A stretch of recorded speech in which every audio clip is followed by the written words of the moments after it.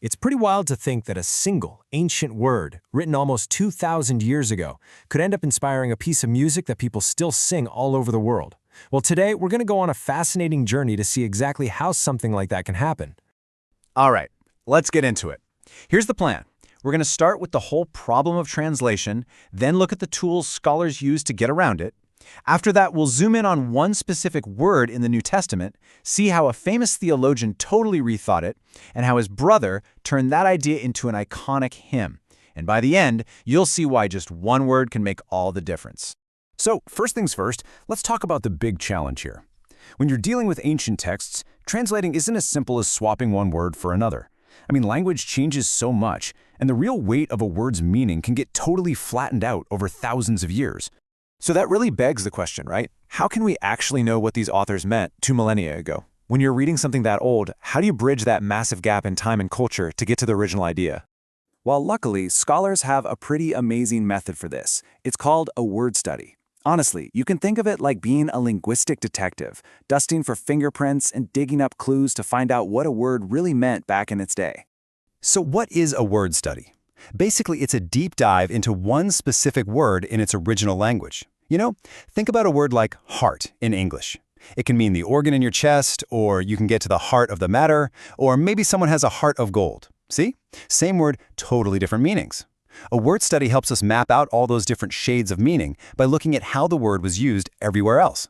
And one of the main tools for this detective work is something called a lexicon. Now, this is way more than just a dictionary. A lexicon doesn't just give you a simple definition. It shows you almost every single time that word shows up in ancient writings, who said it and what was going on at the time. It lets you build a complete profile of the word, almost like a rap sheet, so you can figure out its most likely meaning in the one spot you're looking at. Okay, so let's put this tool to the test. We're going to take one single word from the New Testament book of 2 Peter and put it right under the microscope. All right, here's the verse we're zeroing in on from the NIV translation. The phrase that jumps out is look forward to. It sounds pretty active, doesn't it? Like you're tapping your foot, waiting for something to happen. But what did the original Greek word actually convey? The original Koine Greek word here is prosdokontos. And when you first look it up, the definition seems pretty simple. Expecting or eagerly awaiting. So case closed, right? Not so fast. This is actually where our story is just getting started.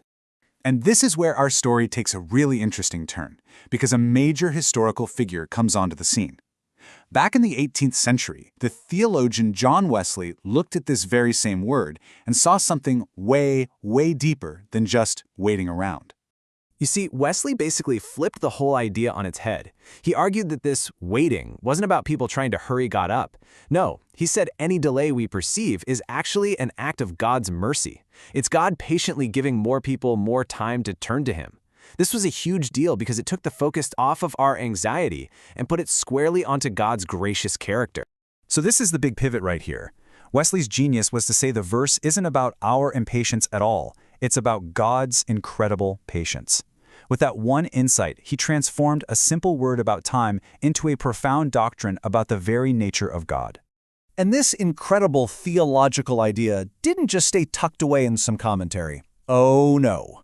It was about to be turned into a piece of art, a piece of music that would echo down through the centuries, long after anyone remembered the theological debate. So John Wesley's brother, Charles, happened to be one of the greatest hymn writers of all time. He took John's profound idea that this waiting is really about God's mercy, and he captured it in the now famous hymn, Lo, He Comes with Clouds Descending. A deep theological point just became a powerful song of worship. Okay, so let's just zoom out for a second and look at the amazing journey we've just been on. It all started with just one word. Let's just walk through that path one more time. We start with the ancient Greek word prosdokontas, which just means expecting.